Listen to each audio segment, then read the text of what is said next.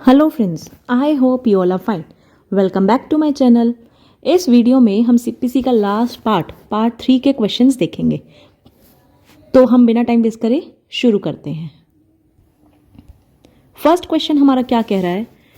Order 21, हम order 20 तक पहले कर चुके हैं। ऑर्डर 21 जो हमें पता है सबसे बड़ा ऑर्डर है, जो एग्जीक्यूशन ऑफ डिक्री की बात करता है, उसमें कितने रूल्स हैं? ये तो डायरेक्ट बेस आ गया, देख लिया हमने, 106 रूल्स हैं। अगले पे आ जाओ। फिर है decree for restitution of conjugal rights. Restitution of conjugal rights क्या होता है? अगर वाइफ घर छोड़कर चली गई है तो हस्बैंड भी फाइल कर सकता है कि हमें रेस्टिट्यूशन ऑफ कॉन्जुगल राइट्स करना है। इसका मतलब हमें साथ में रहना है उसकी। ये कहाँ पे लगता है? सेक्शन 9 में। कौन से सेक्शन 9 में? हिंदू मैरिज एक्ट के। तो यहां बोल रहे हैं अगर decree for restitution of conjugal rights है, हम उसको कैसे कुछ एग्जीक्यूट करवा सकते हैं। देखो, हम वैसे तो इसको डायरेक्ट में इजीली ढूंढ सकते हैं, बट इसमें हमें कैसे समझना है? जो रेस्टिट्यूशन ऑफ कॉन्जुगल राइट्स है, हम उसमें बंदे को डिटेन सिविल प्रिजन में नहीं कर सकते, क्योंकि यहाँ पे क्या होता है, हस्बैंड और वाइफ साथ रहते हैं। साथ रहने के लिए यहाँ पे एप्लीकेशन डलती है, तो वो एग्जीक्यूट कैसे होएगी? अगर वो बंदा नहीं रह रहा तो ठीक है, हम उसको कैसे बोलेंगे? उसकी प्रॉपर्टी को अटैच करके। हम उसको सिविल प्रिजन में डिटेन नहीं कर सकते हैं, रेदर हम उसकी प्रॉपर्टी को अटैच कर एग्जीक्यूशन कर सकते हैं। ठीक है, अगले पे आ जाओ। गार्निशी कौन होता है? वो पर्सन जो क्या होता है? Debtor of judgment debtor. Judgment debtor कौन होता है? जिसके अगेंस्ट में डिक्री आई है। और डिक्री होल्डर कौन होता है? जिसके फेवर में आई है। तो जो जजमेंट डेटर का भी डेटर होता है, उसको हम क्या बोलते हैं? गार्निशी। समझ गए? अगले पे आओ। An application for the substitution of LR, that is legal representative of the plaintiff who has died, has to be moved by। देखो, ऑर्डर 22 में इसकी बात कर रखी है, जो कह रहा है कि अगर कल को प्लेंटिफ मर गया है तो उसकी जो एप्लीकेशन है कि प्लेंटिफ की जगह मिस्टर एक्स को ले लो, जो कि उसका एलआर है।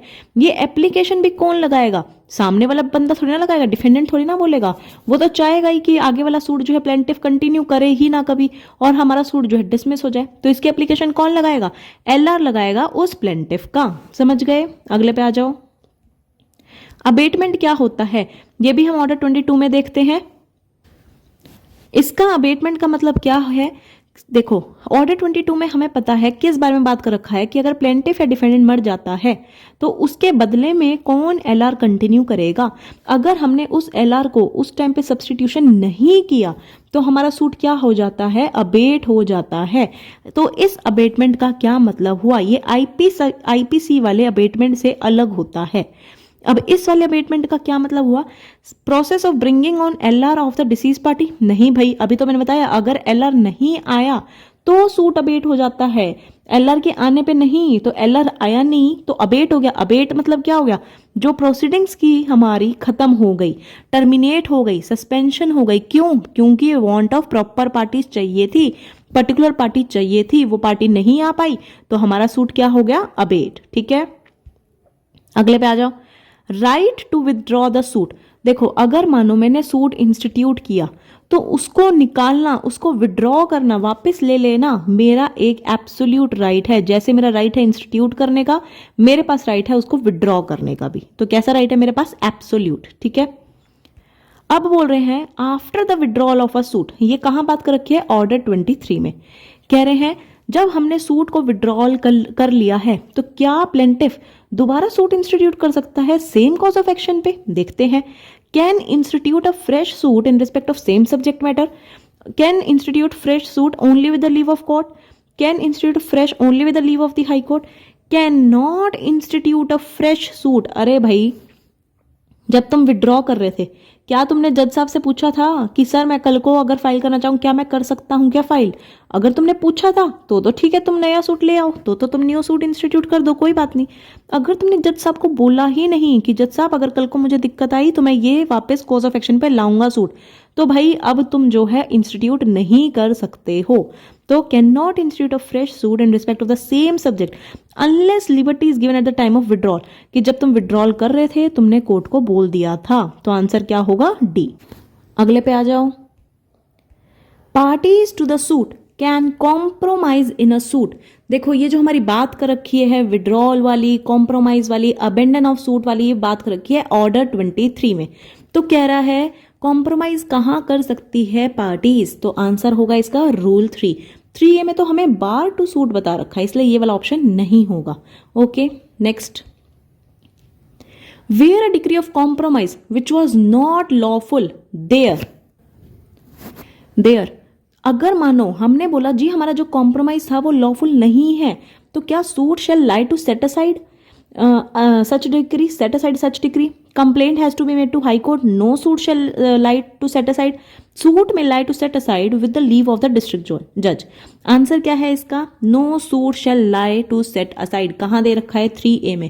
कह रहे हैं भाई अब जो तुम है ना ही तुम फ्रेश सूट ला सकते हो ना ही तुम अपील में जा सकते हो। अरे भाई जब तुम कॉम्प्रोमाइज में जा चुके हो, रूल 3 में प्रॉपर कोर्ट पूछता है, देखता है कि वो वॉलंटरली पार्टी ने किया है कि नहीं, पार्टीज की वहां फ्री कंसेंट थी कि नहीं, वो कॉम्प्रोमाइज में क्यों आना चाह रहे हैं, कोई ऑब्जेक्शन है तो तभी की तब ले लो। अरे तुम बाद में जाकर नहीं बोल सकते कि वो अनलॉफुल था, ऐसा नहीं बोल सकते। दो no suit shall lie to set aside such decree, ठीक है।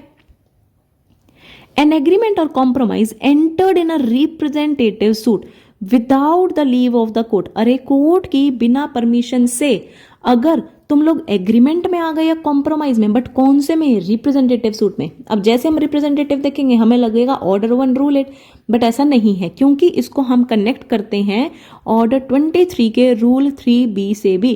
कह रहे हैं जब रिप्रेजेंटेटिव सूट, सपोज अगर इसको कोई कॉज ऑफ एक्शन अराइज हुआ, इसके बदले में कई सारे बंदे आए, हम कह रहे हैं हमारा भी इसमें सेम इंटरेस्ट है मिस्टर ABCD, तो इन सब ने क्या है सूट फाइल कर दिया। इसमें से मिस्टर B कह रहे हैं मैं तो कॉम्प्रोमाइज करने जा रहा हूं। अरे भाई ऐसा नहीं कर सकता, तुझे सबकी कंसेंट लेनी पड़ेगी जो पहले भी बंदे थे जिनका इंटरेस्ट था, प्लस तुम्हें कोर्ट की परमिशन भी लेनी पड़ेगी। अगर तुमने बिना उनकी परमिशन के एग्रीमेंट या कोई कॉम्प्रोमाइज एंटर कर लिया है बेटा जी, वो हो जाएगा वॉइड, समझ गए। नेक्स्ट, अ कोर्ट में इशू अ कमीशन, कोर्ट जो है कमीशन इशू कर सकता है, किस चीज के लिए कमीशन कहाँ है, ऑर्डर 26 में। तो मेक अ लोकल इन्वेस्टिगेशन, इसकी मैंने ट्रिक भी बताई थी कि कमीशन का क्या क्या काम होता है, वो मैं बता चुकी थी। अ कोर्ट में issue a commission local investigation के लिए, पार्टीशन के लिए, adjust accounts, all the above, ठीक है। ये मैंने पार्ट 1 में ट्रिक बताई थी सेक्शंस वाले में। अंडर ऑर्डर 32 रूल 1, माइनर कौन होता है, वो पर्सन जिसकी 18 साल से उम्र कम है। तो ये हमें कहाँ से पता लगता है, इंडियन मेजोरिटी एक्ट से, ठीक है। क्योंकि देखो हमें चाहे कॉन्ट्रैक्ट एक्ट हो, हमें कहीं पे स्पेसिफाई नहीं कर रखा कि वो 18 से कम होगा, इसलिए हम क्या बोलते हैं, जो इंडियन मेजोरिटी एक्ट का सेक्शन बोलता है, आई गेस सेक्शन 3 है, वो बताता है कि 18 साल से कम वाले को हम माइनर बोलते हैं, ठीक है।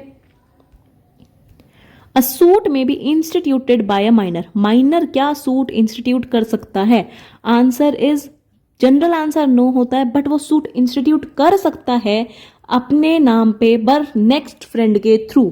तो वो खुद डायरेक्ट नहीं फाइल कर सकता है, सूट इंस्टीट्यूट नहीं कर सकता है, नेक्स्ट फ्रेंड के थ्रू वो कर सकता है, ठीक है।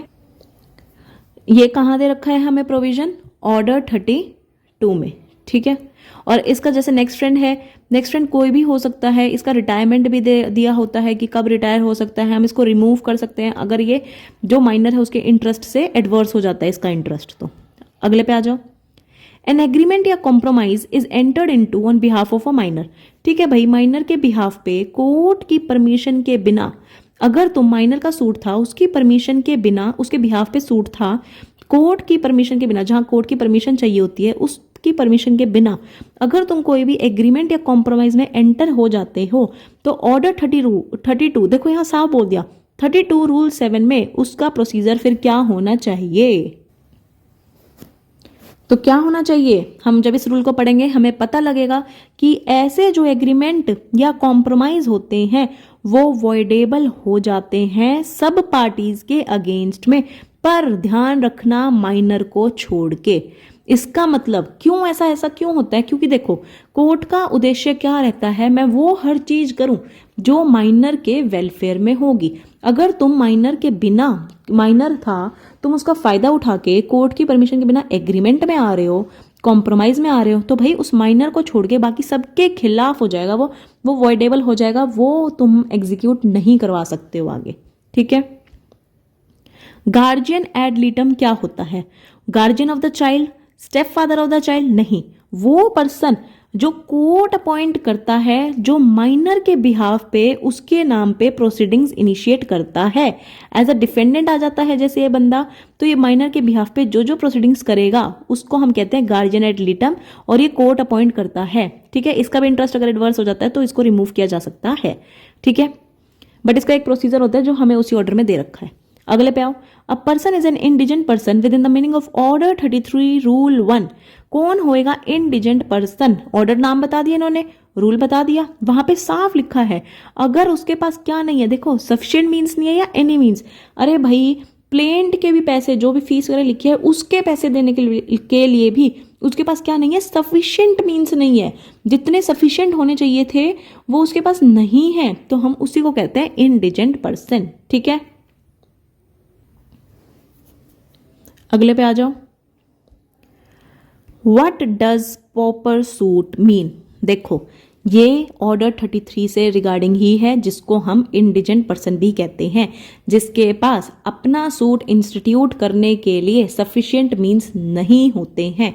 और एक प्रॉपर्टी भी बता रखी है कि जिसके पास एक प्रॉपर्टी की वैल्यू जो मैक्सिमम 1000 ही है, ये भी बता रखी है कि कोई फीस प्रिस्क्राइब्ड नहीं है।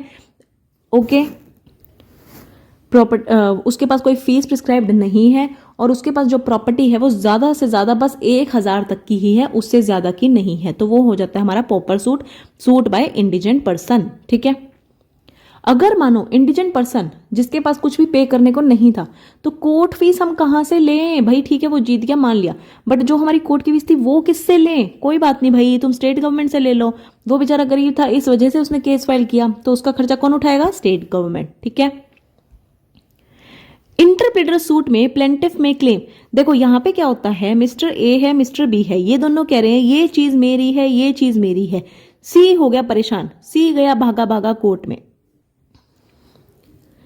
तो ये जो हमारा सी था वो हो गया प्लेंटिफ, वो गया भागा भागा कोर्ट में, कह रहा है जज साहब देखो ए और बी लड़े जा रहे हैं, ये चीज उसकी है ये चीज उसकी है, मैं तो हो गया परेशान, आप डिसाइड करो वो ए की है कि वो बी की है, मुझे नहीं समझ आ रहा, मेरा कोई, ये जो प्लेंटिफ है जो सी है वो कह रहा है मेरा कोई इसमें कोई भी इंटेंशन गलत नहीं है, ना ही मेरा उनसे मिला हुआ हूं, मेरा कोई लेना देना उनसे नहीं है, हाँ पर जो मेरा खर्चा और चार्जेस थे ना वो लूंगा सिर्फ मैं, और मेरा कुछ भी इसमें नहीं है।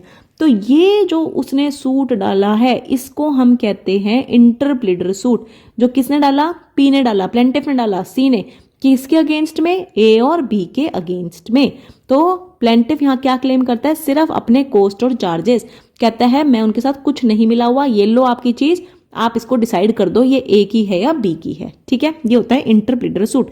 कहां दे रखा है? ऑर्डर 35 में। ओके, अगले पे आओ, कह रहे फ्रेंडली सूट कौन से होते हैं? फ्रेंडली सूट होते हैं ऑर्डर 36 और सेक्शन 90, जहां पे पार्टीज अपने आप ही एक एग्रीमेंट पे एंटर कर लेते हैं, हमारे बीच में ये टर्म्स हैं, और कोर्ट उन चीजों को देख लेते हैं, हाँ भाई पार्टीज जो है सेटिस्फाइड है और डिक्री पास हो जाती है इस बेस पे, इसलिए इनको बोला है फ्रेंडली सूट्स। तो आंसर है सेक्शन 90 और ऑर्डर 36।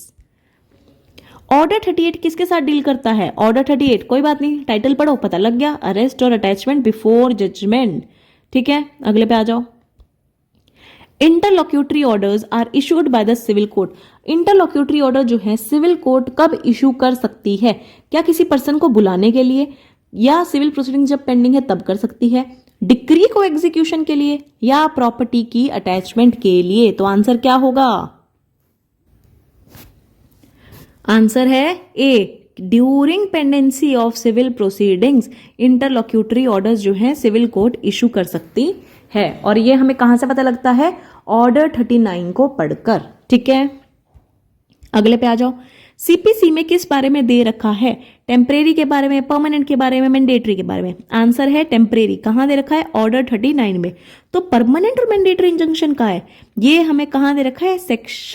सेक्शन बताएंगे, पहले है एसआर स्पेसिफिक रिलीफ एक्ट में, ये हमारे नहीं है बट ठीक है सेक्शन देख लेते हैं, सेक्शन 38 में और 39 में।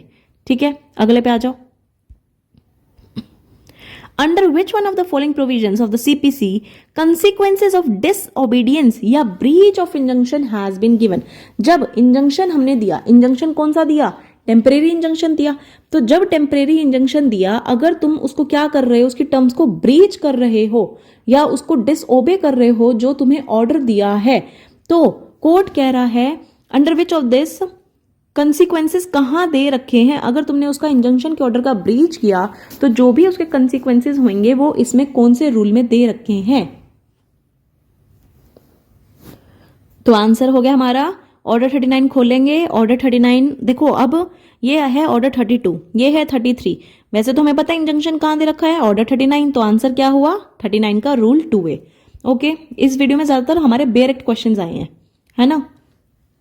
अब temporary injunction can be granted to a party, जो क्या इस्टेब्लिश कर रहा है।